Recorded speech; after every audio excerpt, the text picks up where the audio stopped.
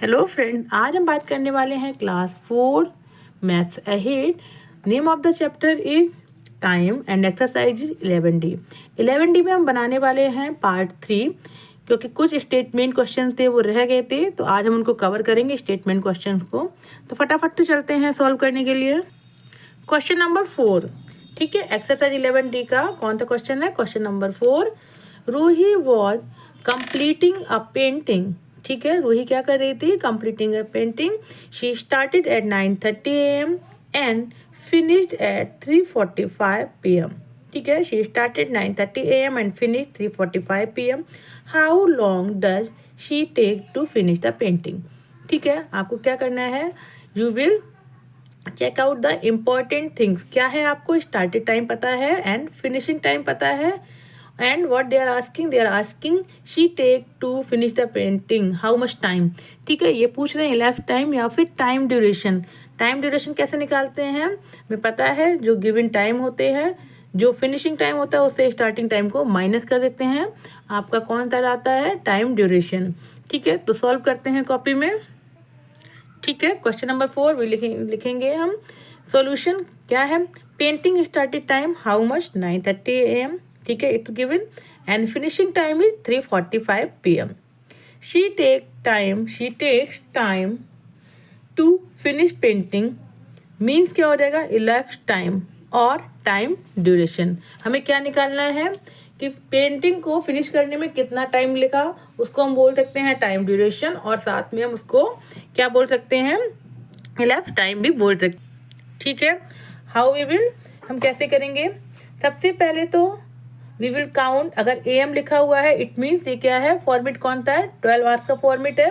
तो पहले 12 PM तक जाएंगे, इसमें से इसके आवर्स निकालेंगे, उसके बाद यहाँ से इसको मेजर करेंगे। फर्स्ट मेथड क्या है?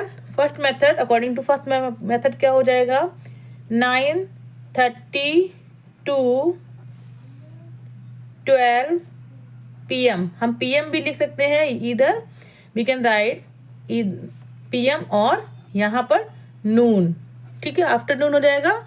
What ever you want to write we can write 9:30 AM to 12 PM। How much, कितना हो जाएगा? टाइम कितना हो जाएगा आपका? 2:30 आवर्स। ठीक है, 2:30 आवर्स हो जाएंगे। नाउ अब आपने यहाँ पर 12 PM तक का टाइम निकाल लिया है। नाउ अब ये PM में हो गया है और आपका फिनिशिंग टाइम भी PM में दिया गया है, तो आप क्या करेंगे? 12 PM टू यहाँ 12 PM टू 3 PM। ठीक है, 12 PM टू 3 PM निकाल लेंगे, कितना हो जाएगा? 3 आवर्स। करेक्ट। नाउ जो आपको मिनट्स दिए गए हैं क्या हो जाएगा? 3 PM टू 3:45 PM क्या हो जाएगा? 45 मिनट्स। अब इन सबको आप क्या करेंगे? ऐड कर देंगे। ठीक है, क्या करेंगे? ऐड कर देंगे, या फिर आप यहाँ लिख सकते हैं time. Are you able to see? आप लिखेंगे यहाँ पर total time to finish painting कितना हो जाएगा? आप क्या करेंगे? इसको ऐड कर देंगे। 2 आवर्स 3 आवर्स कितना हो जाएगा? 5 आवर्स। 5 और यहाँ पर 45 मिनट्स हैं और 30 मिनट्स हैं। मिनट को मिनट से ऐड में कर देंगे तो कितना हो जाएगा? 5 आवर्स एंड 75। ठीक है, 5 आवर्स 75 मिनट्स। समझ आ गया? ये 75 मिनट्स है ना, कैसे ऐड करा?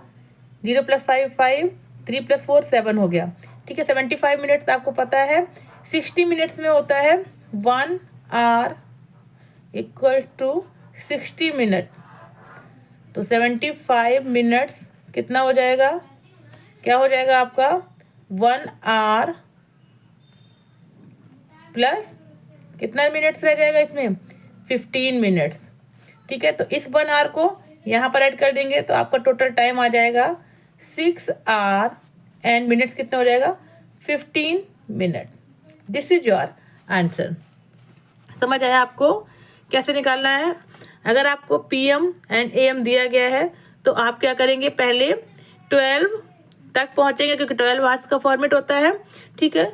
तो कोई भी टाइम लेके चलेंगे, अगर स्टार्टिंग टाइम 9:30 AM है तो पहले 12 PM नून तक जाएंगे, ठीक है। PM मैंने क्यों लिखा है, आप PM भी लिख सकते हैं या फिर नून भी लिख सकते हैं, ठीक है। आफ्टरनून का टाइम होता है 12, ये लिख सकते हैं। आपने यहाँ पर आवर्स निकाल लिए। फिर आपका जो फिनिशिंग टाइम है वो किस में है, PM में है, तो आपने 12 PM टू 3 PM निकाल लिया। या डायरेक्टली आप 3:45 भी कर सकते थे, आपका 3 hours 45 minutes आ जाता, बट मैंने थोड़ा सा और सिंपल कर दिया so that you can understand.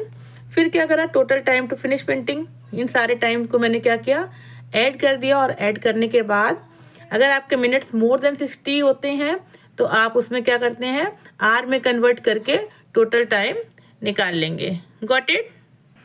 Next question number 5, Ayan visited an old age home to spend some time with the elderly people। ठीक है, अयान विजिट करता है old age home to spend some time to elderly people. He reached there at 10:20 AM morning time. He reach there 10:20 and left at 4 o'clock। 4 o'clock means हो जाता है आपका 4 PM, ठीक है। अगर इस तरह से लिखा है तो आपका क्या हो जाएगा, ये 4 o'clock मीन्स हो जाएगा 4 PM। आपको अपने आप समझ जाना चाहिए, it will be PM। For how long was he there. In this question they are asking about the total time, ठीक है, total time where at old age home, ठीक है। अयान ने कितना टाइम ओल्ड एज होम में लगाया या कितनी देर तक वो वहाँ पर रहा या कितनी देर तक वहाँ पर रुका, ये वो आपके बारे में पता कर रहे हैं, ठीक है। तो वी विल सॉल्व इट, ठीक है। We will solve question number 5। तो यहाँ पर क्या लिखेंगे, question number 5 we will write like this, ठीक है। और क्या लिखेंगे यहाँ पर, सोल्यूशन हमेशा लिखेंगे, solution, we are giving the solution, तो यहाँ पर लिखेंगे solution. Now Ayaan reached old age home, ठीक है, at equal to 10:20 sorry it's 10:20 AM। AM means morning time. Ayaan left at 4 o'clock, ठीक है, 4 o'clock पे लेफ्ट कर देता है। Ayaan at old age home, ठीक है, मीन्स क्या हो जाएगा, लेफ्ट टाइम और टाइम ड्यूरेशन, ठीक है। हम क्या निकाल रहे हैं, ये मैं इसलिए लिखती हूँ क्योंकि आपको पता रहे कि what the question is saying, ठीक है। वो कितने टाइम तक रहा, इट मीन्स हो जाएगा टाइम ड्यूरेशन निकालना है, ये आपके लिए थोड़ा सा इजी हो जाएगा। Now we will solve it, ठीक है। क्या करेंगे हम, 10:20 AM टू 12 PM, ठीक है। कितना टाइम हो जाएगा, इक्वल टू कितना टाइम है, आप निकालेंगे 10:20 टू 12 PM, आपका टाइम हो जाएगा, इसमें सब्ट्रैक्ट करेंगे, ठीक है, एट ओल्ड, ठीक है, 10:20 AM टू 12 PM हाउ मच आपका हो जाएगा, मिनट से मिनट आपका हो जाएगा यहाँ पर 40 मिनट एंड क्या हो जाएगा 2:40, ठीक है। तो आप कैसे लिखेंगे, 2 hour 40 minutes। Got it. आप कैसे लिखेंगे, 2 hour 40 minutes, ठीक है। 2 hour 40 minutes को अगर हम इसमें ऐड कर देते हैं तो क्या हो जाएगा, ये हो जाएगा 12 PM। नाउ अब क्या करेंगे, आपको 12 PM तक का टाइम मिल गया है। अब आप निकालेंगे यहाँ 4 o'clock तक का टाइम और 4 PM, ठीक है। तो आप यहाँ क्या करेंगे, 12 PM टू 4 PM कितना हो जाएगा टाइम, 4 hours, ठीक है। तो टोटल फिर आप क्या निकालेंगे, total time at old age home how much, 2 hour and 4 hour हो जाएंगे 6 hour 40 minutes, ठीक है। आप ऐसे निकाल सकते हैं, आपको समझ आ गया। अगर आपको ये मेथड ठीक लगता है आप इससे निकाल सकते हैं। सेकंड मेथड भी है। सेकंड मेथड क्या करते हैं, इसमें आप जैसे आपका स्टार्टिंग टाइम है, गिवन स्टार्टिंग टाइम आपका है, स्टार्टिंग टाइम जो है आपका कितना है 10:20, ठीक है, 10:20 AM है, ठीक है। और आपका एंडिंग टाइम क्या है? एंडिंग टाइम मीन्स हो जाएगा आपका, जब वो लौटता है अयान तो हो जाएगा फिनिश टाइम, आप लिख सकते हैं एंडिंग टाइम को। फिनिश टाइम कितना है आपका? 4 PM। ठीक है, ये है आपका। क्या करेंगे हम? 12 तक आता है, ये 12 आवर्स का फॉर्मेट है। अगर हम चाहें तो इसको 24 आवर्स का फॉर्मेट बना सकते हैं। अगर हम 24 आवर्स का फॉर्मेट बनाएंगे तो जो यहाँ पर 4 PM है वो कितना हो जाएगा? क्योंकि 12 के बाद क्या होता है? 13।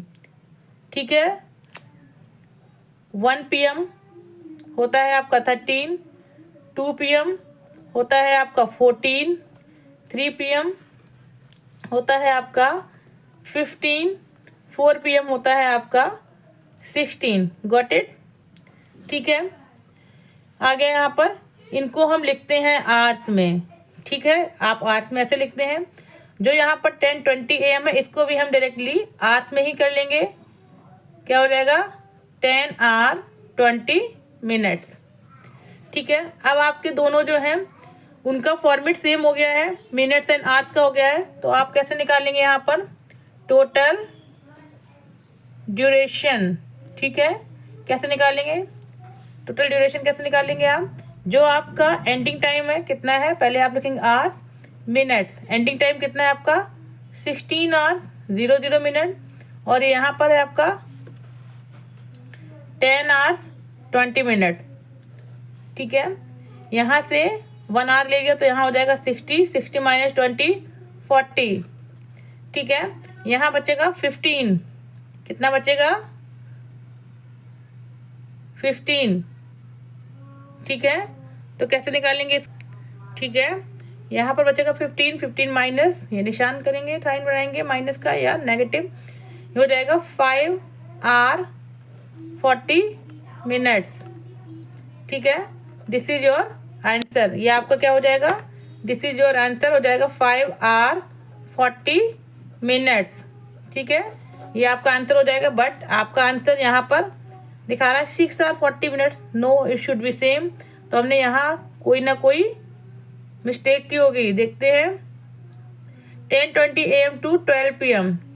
ठीक है, 10:20 AM to 12 PM। ओ, यहाँ पर होगा 1 hour 40 minute। ठीक है, कितना होगा? 1 hour 40 minute।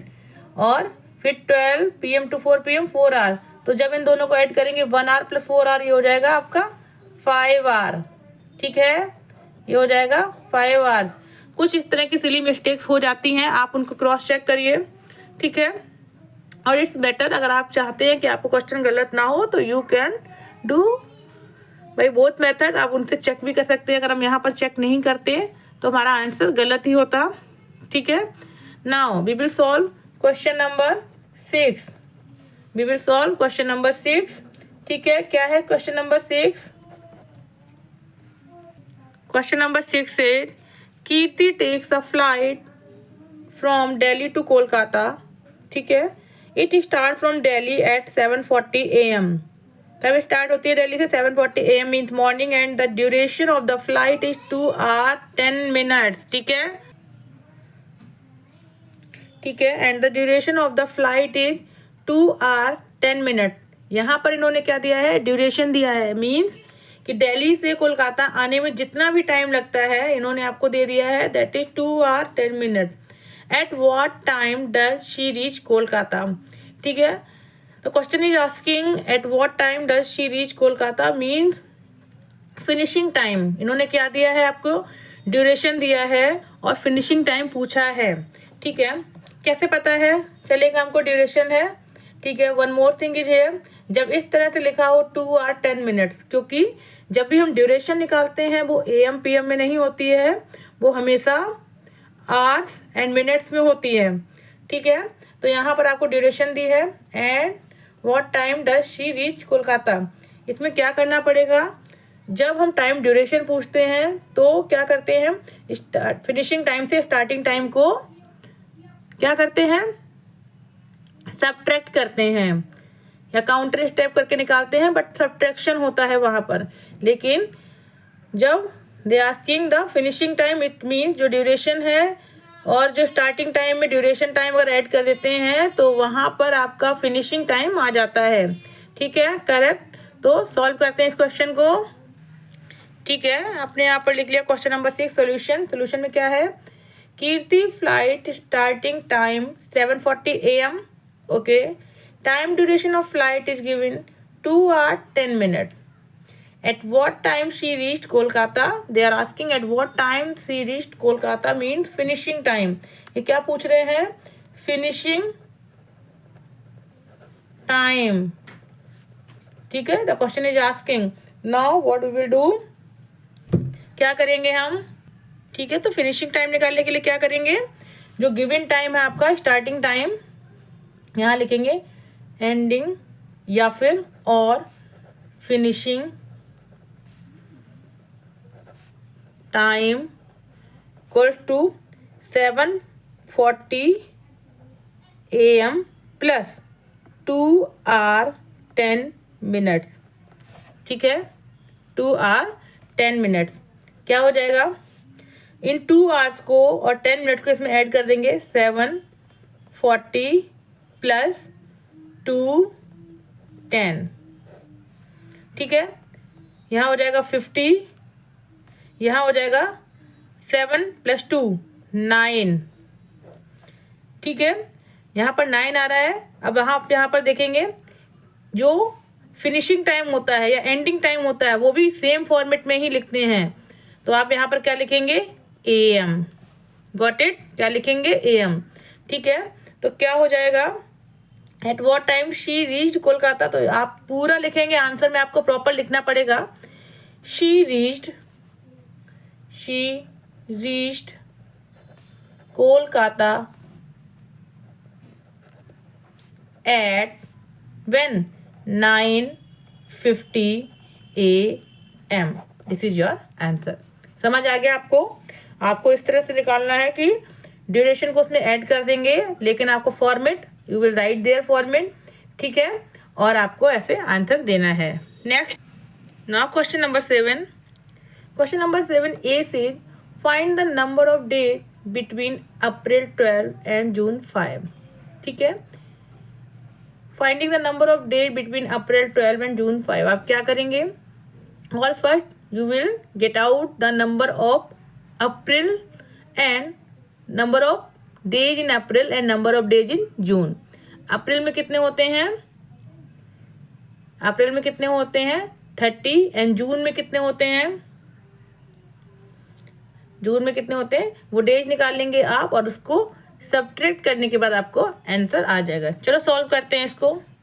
Question number 7 solution निकालते हैं। ये पार्ट का क्या हो जाएगा, number of days between 12 April and June 5. What they are asking, number of days between 12 April and June. ठीक है, first what we will do, total number of day in April. ठीक है, हमें पता है अप्रैल जो है कितने डेज का होता है, 30 डेज इन अप्रैल 30. ठीक है, नंबर ऑफ डेज इन अप्रैल. ठीक है, नंबर ऑफ डेज अप्रैल में कितने होंगे, ठीक है, क्योंकि वो स्टार्टिंग कहाँ से करती है, 12 अप्रैल. ठीक है, तो क्या करेंगे, 30 - 12 = 18. नंबर ऑफ डेज कितने हो जाएंगे अप्रैल में काउंटिंग के लिए, 18 डेज. ठीक है, अब किसके बारे में बात कर रहे हैं, जून के बारे में. Total number of day in June = 30.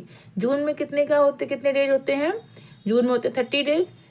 अब नंबर ऑफ डेज इन जून कितने हो जाएंगे, 30 - 5, क्योंकि किसके बारे में बात कर रहा है, जून के बारे में बात कर रहा है, जून 5. Number of day between. ठीक है, तो नंबर ऑफ डे इन जून निकालेंगे, 30 - 5 = 25. ये मैंने क्यों लिखा है, ये मैंने आपको समझाने के लिए लिखा है. ये 30 - 5 नहीं करेंगे. क्यों नहीं करेंगे, क्योंकि वो टिल जून 5 तक के बारे में बात कर रहा है ना, जून 5. तो जून 5 में कितने नंबर ऑफ डेज होंगे आप डायरेक्टली काउंट कर सकते हैं. 5 जून तक हो जाएंगे ओनली 5 डेज. यहाँ 25 डेज नहीं होंगे, यहाँ होंगे 5 डेज. जून 5 तक की बात कर रहा है, ओनली 5 डेज. हमने अप्रैल में क्यों निकाला, अप्रैल में हमने इसलिए निकाला था, 30 - 12 इसलिए किया था क्योंकि अप्रैल में वो 12 अप्रैल से स्टार्ट कर रहा है और टिल 30, क्योंकि टिल 30 तक जा रहा है ना हमारा पूरा मंथ, इसलिए हमने डेज काउंट करे थे. लेकिन एज यू नो कि आपके डेज कहाँ तक जा रहे हैं, कहाँ से स्टार्ट है कहाँ तक जा रहे हैं, तो आपको पता है जून 5, इसको आप डायरेक्टली काउंट कर लेंगे। लेकिन अगर यही होता कि पूरा मंथ काउंट करते तो उसमें नंबर ऑफ डेज कितने हैं तब हम उसमें सब्ट्रैक्ट करते, तो ये आपको नहीं करना है। नंबर ऑफ डेज इन जून हो जाएंगे आपके only 5, correct. Now total number of days कितने हो जाएंगे 18, यहाँ 25 नहीं होगा, यहाँ पर 5 होगा। 18 + 5 हाउ मच हो जाएगा 23 days. How much 23 days. Oh but हम आंसर चेक करते हैं, आंसर में है 54 डेज और आपका आ रहा है 23 डेज। तो कहाँ प्रॉब्लम है, प्रॉब्लम इज हेयर, क्योंकि वो बात कर रहा है अप्रैल एंड जून की। अप्रैल के बाद मंथ आता है मई के बाद आता है जून, तो मेरा टोटल मई काउंट होगा यहाँ पर इस ड्यूरेशन में। 12 अप्रैल से जून 5 तक आपका पूरा मंथ जो है मई काउंट हो जाएगा। तो टोटल नंबर ऑफ डेज कितने हो जाएंगे आपके 23, और मई में कितने डेज होते हैं 31। ये किस में है मई, मैं लिख देती हूँ आपको ताकि आपको समझ में आ जाए मई, ठीक है। अब इसको आप काउंट करेंगे 3 + 1 4 एंड 2 + 3 हो जाएगा 5। This is your answer. I suppose आपको समझ में आ गया होगा, ठीक है, क्योंकि आप ड्यूरेशन देखेंगे, ये नहीं कि आपने अप्रैल का निकाला जून का निकाला और उसको ऐड कर दिया, because they are asking time duration between April to June. It means या अंडरस्टूड है कि उसमें मई आएगा, टोटल नंबर ऑफ डेज आएंगे मई के, क्योंकि उसने मई में कोई भी काउंटिंग नहीं दिखाई है। Got it. Move on question number B, ठीक है, पहले इसको रीड आउट करते हैं। क्वेश्चन नंबर बी से calculate the number of days between September 22 to October 19।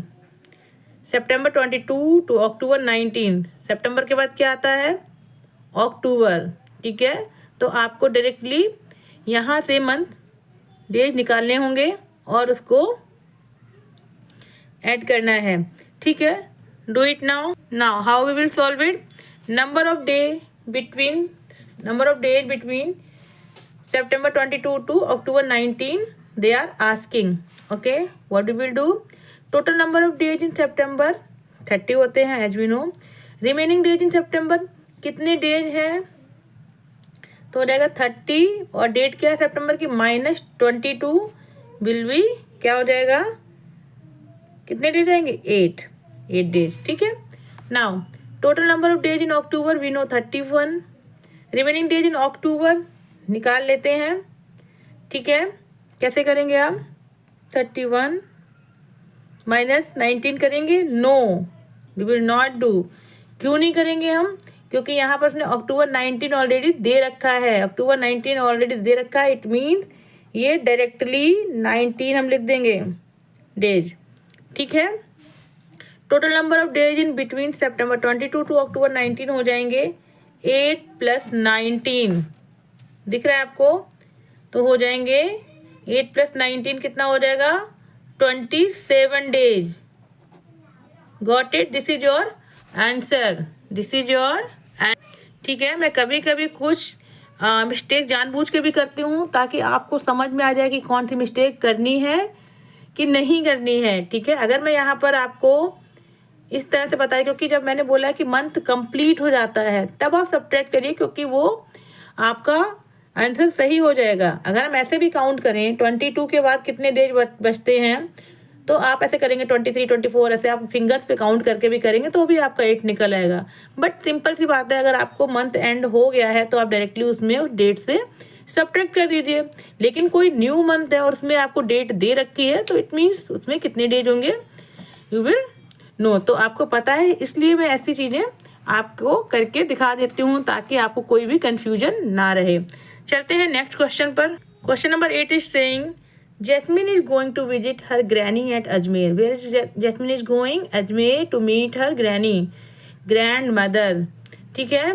She will arrive at her place on November 13. कब आएगी अपने प्लेस पर November 13 and will leave on December 4. वो ग्रैनी के पास कब जाएगी 13 नवंबर को, और वहाँ से will leave on December 4. It means 13 नवंबर से लेके 4 दिसंबर तक के वो वहाँ पर रहेगी। How long is she going to stay at her granny's place, वो कितना लंबा रहेगी अपनी नानी ग्रैनी के प्लेस पर। देखिए फिर से वही बात है, on December 4, 4th of December के बारे में बात कर रहे हैं। It mean there are only 4 days and they are talking about November 13। ठीक है, तो 30 - 13 हो जाएगा। नवंबर होता है 30 डेज का, तो 30 - 13 हो जाएगा। कितना है आपका रिमेनिंग 17, और 17 + 4 आप ऐड कर देंगे 21। But how we will solve, मैं आपको कॉपी में सॉल्व करके दिखाती हूँ। Look at here, question number 8, solution आप लिख लेंगे। यहाँ पर आप मैंने लिख रखा है Jasmine will arrive equals to 13th November। Equals to मैं इसलिए कर देती हूँ ताकि आपको समझ में आ जाए डायरेक्टली। अदरवाइज आप पूरा स्टेटमेंट लिखना चाहते हैं तो वो भी लिख सकते हैं। Jasmine will leave equals to 4th December। ठीक है, number of days she stay at her granny's place, ये पूछा गया है आपसे। तो क्या करेंगे, number of days in November plus number of days in December. ठीक है, number of days in November कितने हो जाएंगे, we know November month we have 30 days, 30 - 13 will be 17। Number of days in December will be 4। ठीक है, आपको फिर से वो नहीं करना है कि आपने 31 - 4 कर दिया, नो, क्योंकि आपको डेट पता है, 4 days हो जाएंगे इसमें। Total number of days of stay at her granny place will be 17 + 4 will be 21 days। This is your answer, correct. ठीक है, समझ आ गया आपको। चलते हैं क्वेश्चन नंबर 9 पर। ठीक है, question number 9 is make a time line on how you spend on your last Sunday. Time line का मतलब पता है कि आपको एक ड्यूरेशन में जो भी प्रोसेस करते हैं या फिर जो भी काम करते हैं, वॉट एवर यू डू, ठीक है, इन अ पीरियड, वो आपको शो करना होता है 1 by 1 कि पहले आपने ये किया, after that this, after that this, after that this. ठीक है, तो सॉल्व करते हैं कॉपी में। मैं एक एग्जांपल सेट करती हूँ। सपोज ये कोई बच्चा है क्लास 4th का और उसने संडे को कैसे स्पेंड किया। Sunday, get up early in the morning, कब उठ गया वो 6 o'clock, और ये लिख सकते हो 6 AM पे वो बच्चा उठ जाता है। ब्रेकफास्ट क्या करा उसने, 8 AM पे उसने he did breakfast at 8 AM।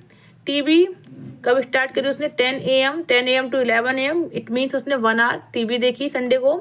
Then study भी की उसने, ठीक है, study also study 12 PM to 1 PM तक उसने स्टडी की।